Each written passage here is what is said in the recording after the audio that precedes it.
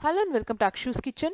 Today you will see how to prepare fatless sponge cake, for which we will need the following ingredients. You will need equal quantities of three ingredients, that is the castor sugar or the regular sugar, eggs and self-rising flour. If you don't have the self-rising flour, you can use a mix of plain flour or maida with baking powder and some vanilla flavor or essence.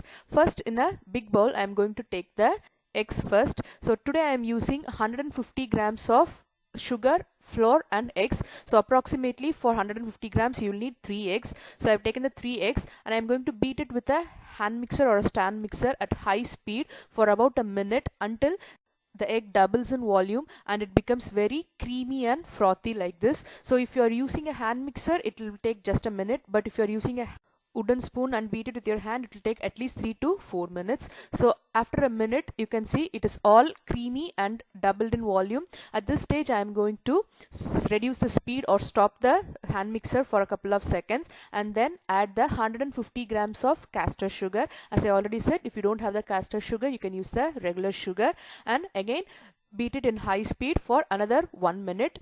Again, if you are using a wooden spoon and if you are beating with your hand, it will take another 3 to 4 minutes. If you add the sugar and then beat it in high speed, you can see it will become very creamy and thick, and also it will become very pale in color. So after a minute you can see it's all thick now, it's light in color and it's very creamy. At this stage again I'm going to stop the mixer and then add the vanilla flavor or essence. I'm going to add about 3 teaspoons of vanilla flavor, about 1 teaspoon for 50 grams of flour and sugar.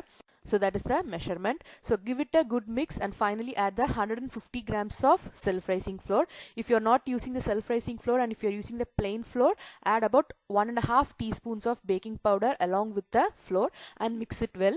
Once you add the flour, you should not beat in high speed. Just gently fold it using a spatula or a whisk. Do not overbeat it.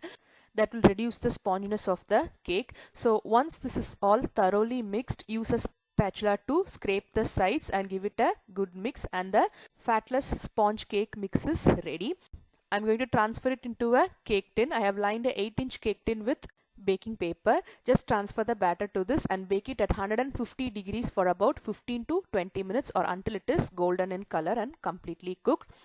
As I already said, this is a fatless cake. You do not use any butter or margarine or anything in it, but it will be very dry after it cools down. It will be very soft when it is warm, but it tends to get dry after it cools down. So if you want, you can add about 100 ml of oil to this after you add the flour and give it a good mix, and then you can serve it as a sponge cake. But this fatless sponge cake can be only used as a layer for either tiramisu or fruit custards or cassata ice creams, anything like that. As I said, it will be soft and spongy when it is hot and warm, but it will tend to dry out after some time. So if you want to serve it as a cake, you will have to add about 100 to 150 ml of any cooking oil, refined oil, vegetable oil or sunflower oil after the flour is added, and then it will get a really soft sponge cake. But if you are going to use as a sponge layer for any of a dessert or something like that, this is a very good recipe without any fat content in it. You can see it is all soft and moist now.